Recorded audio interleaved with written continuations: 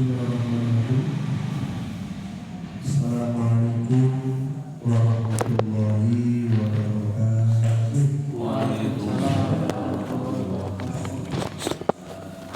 Bismillahirrahmanirrahim. Wassalatu wassalamu ala Rasulillah. La haula wala quwwata illa billah.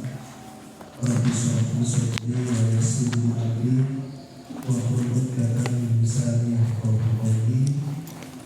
Allahumma la sahla illa ma ja'altahu sahla wa anta taj'alul hazna idza syi'ta sahlan wa ba'du.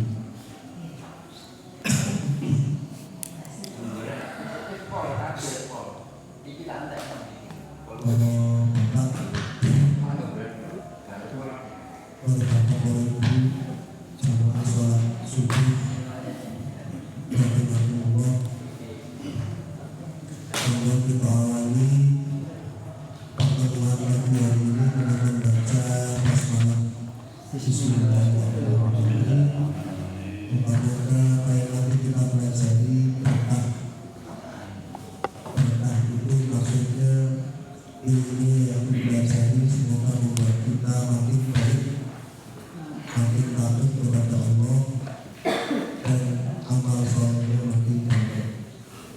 Mari kita berdoa. Coba pun di dalam mic kan, bukan mic.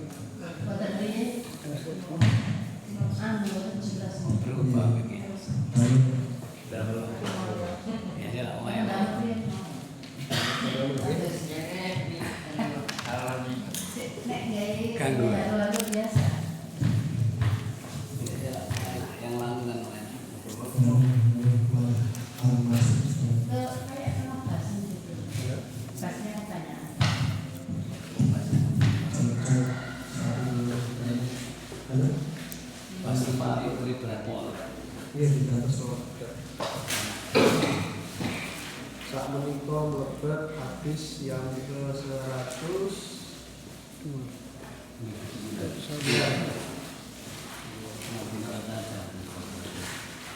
Hanafi sekedar Hanafi berkata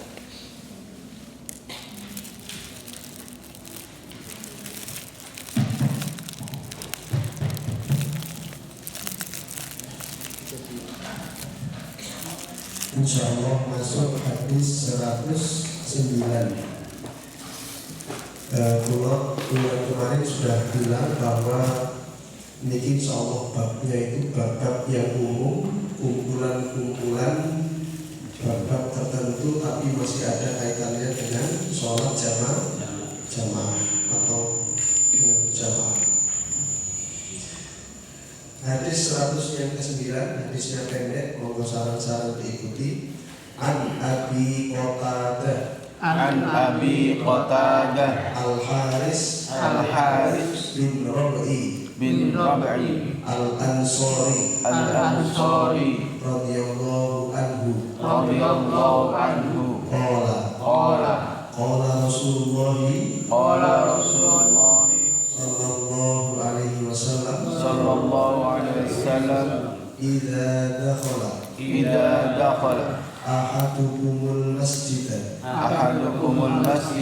fala yajlis hatta yusalli rak'ataini.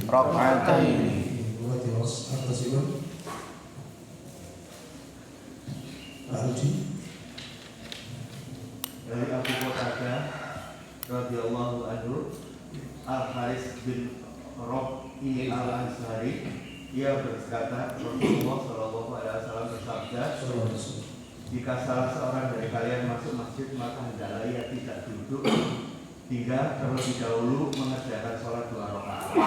Apabila di antara salah satu kita atau apabila ada di antara kita yang masuk masjid, ingin masuk masjid alias sudah masuk ingin berlaku, maka kata Rasulullah, jangan duduk sebelum sholat 2 rakaat. Baik Bapak Ibu yang dimuliakan Allah, jadi hadis ini niku wonten asal usule, wonten cerita asal usule wonten hadis niki. Jadi konon dalam riwayat hadis itu ada seseorang laki-laki yang masuk masjid namanya Sulaik. Tidak? Jenenge wong Arab kulit ya. Nek iki mungkin sulap ya. Sulaik pun. Ya Sulaik al-Ghatafani lengkapnya gitu. Yang baik masuk masjid Nabawi, masjid Nabi. Nalikane dinten kayaknya tadi persis. Nggih. Warna Nabi yakhtub dan posisi Nabi sedang khutbah Jumat. Lalu tiba-tiba bapak yang itu baik itu ngomong langsung fajalasa nunggu. Padahal sedang khutbah. Terus nunggu persis kayak orang Indonesia. Kata tiang ini pas masuk sholat Jumat ada yang langsung duduk mergo pengen fokus nunggu khutbah. Ada yang ambil sikap sholat dulu sebab saking pentingnya sholat tahiyatul masjid. Ada yang enggak dua-duanya, nongkrong utawi senderan dulu nongkrong ini jaga mergo iki kok aku nek sholat bae sareng mari. Tapi aku nek ora nongkrong itu sholat terus mending tak senderin. Akhirnya enggak dapat dua-duanya. Nah, pada saat itu tiba-tiba Nabi dalam khutbahnya itu kemudian menyuruh untuk sholat. Ini termasuk sing dibolehkan untuk khotib Jumat. Barangkali pas khutbah misalnya yang Mas, aku tadi itu sih baru nonton Pak Saifuddin tolong sholat dulu, itu boleh ngomong seperti itu. Nah, karena Nabi itu kemudian menyuruh sholat dulu, lalu beliau bersabda lanjutanipun niki asbabul wurudnya idza dakhala ahadukumul masjid nek sampeyan niku mlebu masjid maka jangan duduk langsung, sholatlah 2 rakaat. Sholat itu kemudian disebut tahiyatul masjid. Artinya tahiyat itu apa? Penghormatan masjid. Tempat sujud. Maksud tempat sujud dihormati. Niku asline kalimat sing ngene boten menghormati masjid, boten menghormati tempat sujud. Menghormati sing duwe masjid sinten? Pak Takmir boten. Yang punya masjid itu Allah Subhanahu wa taala. Jadi sholat tahiyatul masjid itu boten menghormati masjid, tapi menghormati sing duwe masjid. Nek sing bangun masjid sinten? Pak Takmir, panjenengan donatur, nggih. Tapi sing duwe masjid sinten? Niki menunjukkan Islam itu menunjukkan bahwa manusia itu namun berhak bangun, gak ada tugas bangun. Nek wis dadi dan surat Al-A'raf wa annal masajida lillah. Sedaya masjid itu gak ada nih. Nggih makane gak oleh. Adapun diparingi lambang organisasi itu sekedar mawon akuisisi sementara, bukan masalah. Tapi hakikatnya masjid itu punyanya Allah, maka siapapun boleh masuk, siapapun boleh mengambil manfaat. Tunggalnya teman-teman itu tentang Timur Tengah sekarang sudah berkembang, Eropa gitu berkembang, Afrika luar negeri sudah berkembang. Orang-orang Muslim itu loh masuk masjid. Kenapa? Apa yang dilaksanakan? Belajar Islam. Padahal jauh-jauh wong kafir wi najis. Orang yang mlebu masjid, wong najis itu dan jowo. Tapi di dunia apa namanya Eropa, di Islam di Eropa, Islam di Timur Tengah itu sudah berkembang lebih dari itu berdasarkan hadis ini. Berdasarkan ayat tadi, fa'anal masajida lillah. Masjid itu boleh mesti. Nek antar dia pengen kenal Gusti Allah, sinten mau boleh masuk. Kalau niatnya benar-benar baik, makanya yang pengen belajar boleh masuk, cuci kaki dulu, pakai kerudung, nutup aurat, terus masuk. Nah, aturannya begitu, karena kalau sudah masuk masjid berarti aturannya melu sing duwe masjid. Sinten Gusti Allah. Kalau pergi suci disuruh membersihkan kaki dulu segala macam. Ini untuk dari dasar itu jenengan lucu.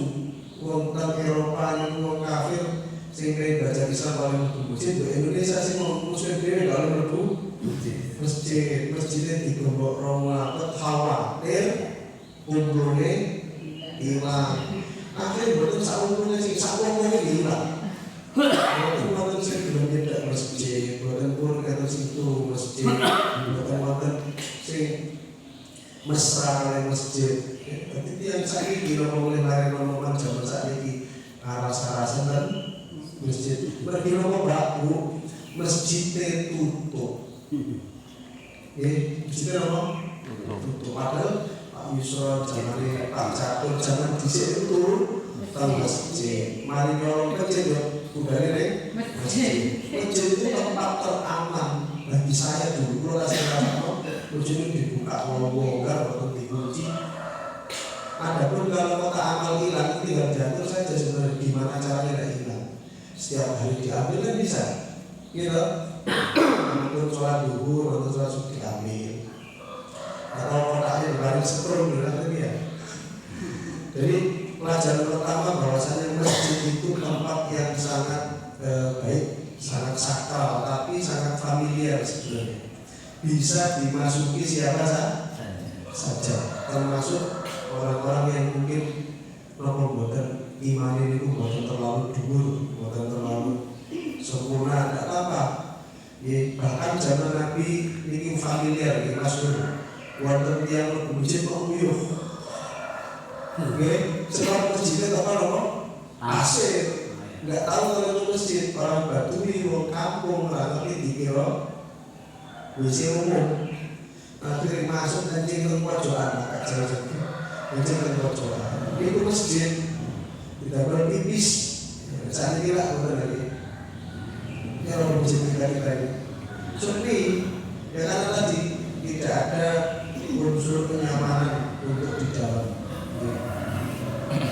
Kalau nanti masuk masjid dari berbagai tempat itu di emergency nyaman, tidak turun itu Pak, silahkan itu di masjid boleh.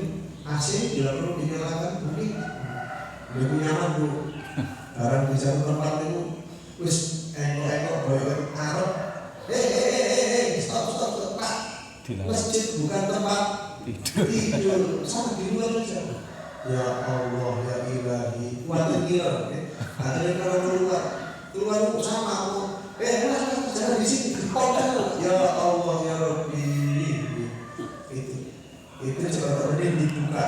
Ada satu masjid di Surabaya itu baru mau sholat, padahal kita mau sholat, mas lakukan jangan konteras itu dikunci lah. Ya Allah, ini masjidnya sopo kok sampai dua ini sakarpe dewi. Maka jangan salahkan kalau akhirnya generasi kita itu alergi kalau masjid. Ya karena kita sendiri yang membuat masjid itu terasa seram. Misalnya suram bisa. Maka kalau masjid ini dikunci tidak apa-apa, yang jelas kalau bisa ada jam-jam yang lebih longgar untuk dibuka. Pun mungkin sering dikunci ini malah daripada dibuka ini. Kalau di Mojokerto itu dibuka terus, ditutup jam 10 malam sampai jam 2. Diperkirakan memang sudah tidak ada yang sholat jam 2 malam, ada yang buka adzan pertama. Itu Mojokerto salah satu tempat. Jadi ini ceritanya mau yang lebet terus buatan sholat tahiyatul masjid terus dikekek sholatnya berapa rakaat Bapak Ibu? Ringan apa sholatnya lama bentar. Yang jelas kalau sudah masuk oke itu dibahas secara detail. Sholat tahiyatul masjid kalau bisa nggak lama-lama, sholatnya ringan. Kira-kira kadar bacaan yang dibaca itu adalah Qul ya ayyuhal kafirun dan Qul huwallahu ahad. Itu sholat tahiyatul masjid. Baik, lalu kemudian ada terjadi perbedaan pendapat para ulama, yaitu tentang apakah boleh mengerjakan sholat ini di waktu-waktu yang terlarang. Misalkan habis sholat subuh dan sholat asar.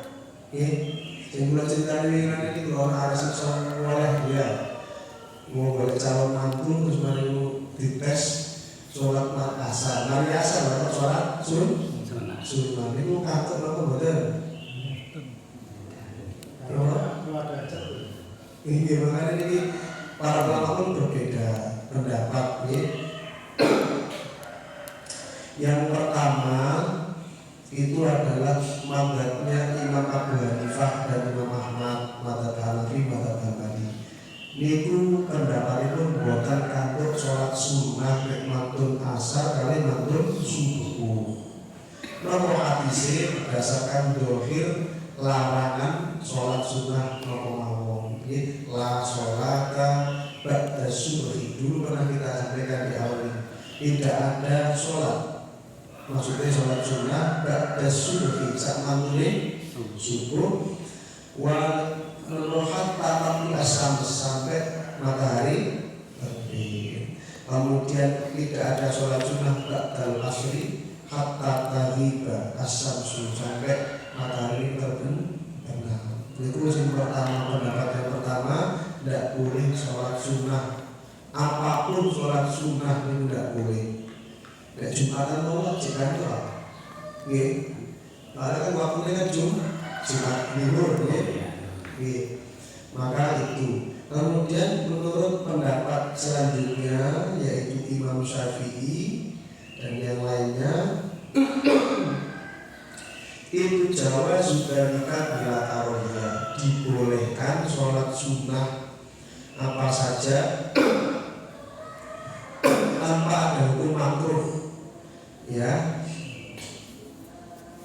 karena ya asal itu asalkan sholatnya itu ada sebabnya, ada istilahnya perintah khususnya, ada apa namanya ya memang perintah khusus. Contoh dan hadis yang tadi man nama an-nitrihi aw nasiyahu falyusollihi idza dzakarahu. Siapa saja yang ketiduran lupa dan sholat witir, ketiduran terus lupa betul alias melewatkan sholat witir aw nasiyahu atau lupa falyusollihi idza dzakarahu, maka sholatlah dia kapanpun dia ingat. Berarti kapanpun itu bisa menembus mari asar, mari subuh. Ini kalau ada dalil khusus, berarti ini tentang sholat witir. Karena saking pentingnya witir, Nabi memerintahkan nek lali maka segera di sahur dikerjakan kapanpun ketika ingat. Kebetulan Pak Agus ngiringi mari subuh. Cuma Pak Agus tetap berpendapat pada pendapat pertama, Allah mau witir sunnah apa puah mending tidak sholat sebab Nabi melarang. Ini boleh. Artinya kalau ada orang sholat habis subuh 2 rakaat, itu jadi witir berarti 2 rakaat. Nek witir itu tiji lalu ada jenengan ningali tiang terus sholat maghrib subuh 1 rakaat. Oh berarti kalau witir. Benar ya? Pun kita itu sebab itu boleh. Imam Syafi'i. Terus yang kedua misalkan ada sholat gerhana, bilalah waktu ini mari asar, kalau lalu mari subuh, maka yang harus dikerjakan itu sholat ada sebabnya.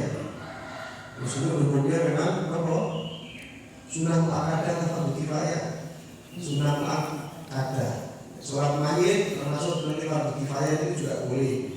Lalu ada sholat qadha namanya. Jangan mantun sholat subuh tiba-tiba iling mambangi gurung sholat isya. Mereka mungkin apa bulan hari maghrib terus moro-moro beredar keluar kalau sinetron terikat janji. Aku bisa ngerti ya lewat terus itu. Misalnya kalau sinetron kan kebengen sampai keluar terus nanti subuh. Lama terus sholat subuh iling dulu lagi. Mambangi aku lali gak sholat atau apa dasar astagfirullahaladzim, maka waktu itu juga falyusolliha harus langsung sholat bayar atau namanya sholat qadha, nggak boleh nunggu terbit matahari supaya sholat mati boleh. Harus disegerakan, nyawa itu harus segera disegerakan. Termasuk nyawa utang itu kasih Pak. Nyawa utang itu hukumnya apa? Wajib. wajib yang sifatnya harus disegerakan. Haji wajib sing iso itu udah karena menunggu kemampuan. Ini sing penting yang utama udah haji. Yang utama karena walaupun Anda tidak berangkat haji karena sebab membayar hutang itu sudah pahala hajinya dapat. Duit sing nggo haji itu ternyata kena digaya utang cukup, maka yang didulukan utang dulu. Sebab kalau kita tidak nyawa utang maksud budal haji alat produsuan kok ditahan se ora sido sebab si duit tanggungan atau hutang.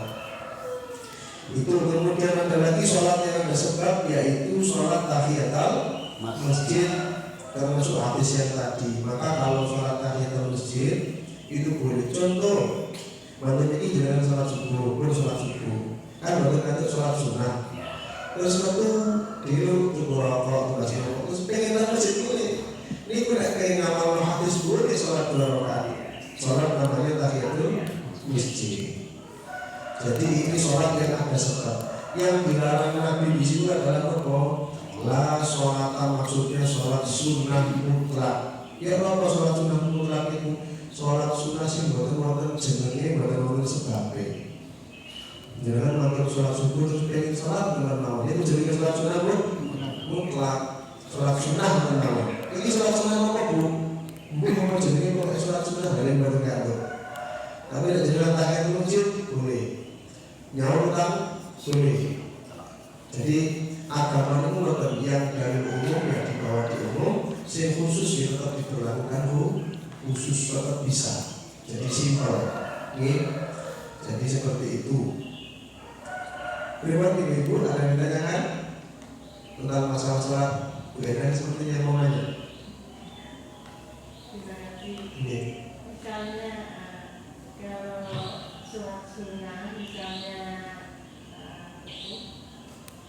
sebelum kebiasaan Nabi sebelum ke masjid sholat sunnah dulu, dan sunnahnya di rumah. Lalu kita baru ke masjid. Apakah kita itu wajib melaksanakan sholat? Baik, pertanyaan yang bagus. Satu, Nabi memerintahkan kalau masuk masjid sholat 2 rakaat. Tapi Nabi Muhammad kalau sholat di rumah. Halo, ini bukan berarti Nabi tidak melaksanakan. Artinya bahwa syariat Islam itu syariat yang luar biasa. Jadi hukum sholat tahiyatul masjid itu sunnah disyariatkan. Karena ada di mana orang itu bukan sempat sholat di rumah. Misalkan orang bekerja tiba-tiba ke masjid, ini memayani fasilitas sing sama dengan sholat sunnah di rumah secara bobot. Nabi itu, sedangkan Nabi rumahnya dan masjid itu jendela, pembatasnya itu pembatas istilahnya tembok itu mawon sangat sedikit sekali. Maka Nabi itu kalau sholat sunnah di rumah, karena Nabi memerintahkan la taj'alu buyutakum kuburan atau kubur. Kamu jangan buat rumahmu kayak kuburan sepi. Dibagi ibadah salah satunya apa? Sholat. Aksimu minas sholawat fil bait. Maka perbanyaklah sholat sunnah di rumah. Nabi itu sholatnya di rumah. Dan Nabi dalam riwayat yang sahih tidak pernah sholat tahiyatul masjid. Karena kalau Nabi datang masuk Nabi sholat, ayo bukan sholat. Allah umatnya sih terjadi daripada rasa-rasa ya. Daripada ini disayangkan diperintahkanlah nek teko ke masjid ojo luguse sholat. Dua, ibu-ibu bisa melakukan dua-duanya. Nek ngomong sholat dadak budak Ustaz Fauzi belum ngomong, maka apa yang dilakukan? Sholat itu lebih lengkap, mendapatkan 2 pahala yang sempurna. Omai kroso suargo. Nek masjid itu pahala tahiyatul masjid, itu penggabungan yang pas di zaman kita sekarang. Nek bisa sholat dulu di rumah, 2 rakaat, niru perbuatannya Nabi, ben omahe berkah. Nek nang masjid, ya tetap sholat. Nek tasik boten, waktu dengan catatan seperti itu. Ya, itu untuk persikapan yang Bu, jadi bagus dua-duanya. Terus kalau sudah sampai masjid, misalkan sudah komat, nggak usah memaksa. Jadi uang turun itu pahala kok. Akhirnya seorang diri dari jamaah malah kayak itu. Kalau menjadi untuk itu malah kayak ide KHP itu KB malah kayak itu belas. Nah maka kita harus bisa menakar mana yang penting, mana yang lebih penting. Mohon suatu. Ada lagi yang ditanyakan? Berapa menit?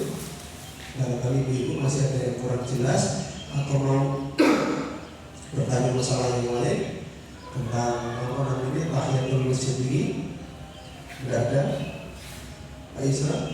Kadang-kadang itu kalau masuk sebuah mushola atau masjid yang lagi ada kajian, kadang-kadang mau mempraktekkan itu kadang-kadang sungkan. Betul, ini kasus ya, kasus Pak. Kalau misalnya ada orang ngaji begini, misalnya kajian duhur, kajian maghrib, kajian isya, terus dengan lebu, ini pun tahiyatul masjid kan langsung ke ngaji dulu.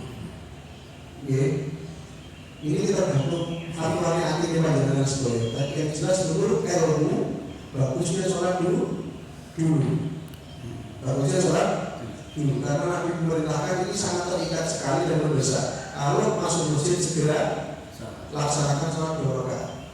Setelah itu ikut ngaji. Nah ibu kan orang Jawa itu biasanya untuk gak ada ilmu. Iya orang istilahnya tepos liro. Masa aku sholat itu ngomong perhatian aku malah gara ngaco. Gue udah ngomong sudah ayo sok soleh jadi belok sholatnya. Ini kalau urusan di orang Islam itu kita harus bisa melukis itu karena lana amaluna walaupun itu biasa pakai uang. Saya ini datang ini pengen ikut ngaji, tapi juga pengen melaksanakan perintah Kanjeng Nabi. Berarti tak sholat ini perintah. Urusan sampai subuh dan kalau aku sok soleh ya terserah sampai ya. Urusan pulau dari Gusti Allah itu. Jadi memang kadang-kadang ada sungkan, ada tepos liro, ada istilahnya rotok ya ngomong, tapi ya ngomong itu dibuat. Sebab sekali lagi kita yang Islam itu simpel, nek diperintah dilakoni, berusaha semaksimal mungkin bisa melaksanakan secara sempurna. Mungkin tidak bisa jadi kalau sekarang sholat aja sudah wajib. Tapi memang saran pulau belum ganggu itu barangkali dengan ngaji itu tengahnya tadi ini jangan diboleh sholatnya. Itu kalau belum niat mau pikir sholat kalau nggak Allah sing isi pun bingung. Harap dah dari ganggu sholat, harap gak dibatal oleh ngaji, ngomong gak tahu, akhirnya bingung. Makanya harus sama-sama tepos lima ini ditempatkan secara pasti. Sing ngaji tetap ngaji, sing sholat boleh sing rodok atau mungkin sebelah sana biar sholatnya bisa khusyuk. Nah, kecuali dengan ada niat tersembunyi, ada udang di balik. Kalau kayaknya itu nggak tahu saya kalau sholatnya menginggir begini. Terus nanti orang ngaji, menginggir begini. Terus takbir di Allah. Inna sholati wa sholati. Pasti sing iki sudah pun disalahno nomor kabeh. Sending ngono. Ale iki wonten minimal itu ajari wong pamer gimana. Ya seperti itu itu surat-surat sholat sawi. Ya Allah ya Rabbi, ini bener nih. Sampun alhamdulillah di 30 menit. Kalau ngaji kok patokan 30 menit itu maksimal ngomong debat dan nanti tambah sedikit ya. Saya menonton insya Allah nanti di bulan depan nanti pembahasannya adalah larangan berkata di dalam sholat. Jadi penting soalnya banyak di antara kita yang tidak paham apakah batuk itu masuk ucapan atau berdehek itu masuk ucapan atau menjawab salam itu boleh atau tidak. Bersiul Kadang saya kadang-kadang Jawa ini sih, hayo itu omongan bener. Misal paspor itu ngomong, lo itu apa lo? Ini kan sesuatu yang apa istilah kasih ambigu, bakal membuatkan tidak bersih. Haji kan buatan gitu, cuma haji itu kan aja. Pada kata ngomong haji, namun kayak haji wah malah lebih berkembang lagi. Atau misalkan pas apa buatan semua ngomong apa satu kecap, dua kecap. Itu semua nanti kita bahas di pertemuan selanjutnya yaitu larangan al-kalam fi sholat. Insyaallah. Alhamdulillah kita ucapkan terima kasih. Semoga sehat-sehat semuanya. Barokah sampai ngaji ini di pertemuan-pertemuan selanjutnya. Subhanallah wa bihamdika, asyhadu an la ilaha illa anta, astaghfiruka wa atubu ilaik. Walhamdulillahirabbil alamin. Assalamualaikum warahmatullahi wabarakatuh. Waalaikumsalam. Terus doa untuk Bapak Suwono yang sedang dirawat di rumah sakit. Pak Suwono yang pesan kami di Suwak. Oke. Oh, itu rumah sakit ini. Kita doakan mudah-mudahan Pak Suwono diberi segala kesembuhan pada saat ini insyaallah. Kita doakan Allah Subhanahu wa taala Muhammad wa ala alihi wa sahbihi alamin. La ba'sa insyaallah. Allahumma shfi shifaan la shifaa illa shifauka shifaan la yughadiru saqama. Rabbana hab lana min azwajina wa dhurriyyatina qurrata a'yun waj'alna lil muttaqina imama. Rabbana taqabbal minna innaka antas samiul alim wa tub 'alaina innaka antat tawwabur rahim. Rabbana atina fid dunya hasanah wa fil akhirati hasanah wa qina adzabannar wa tawaffana ma'al abrar. Subhana rabbika rabbil izzati amma yasifun. Salamun 'alal mursalin walhamdulillahi rabbil alamin.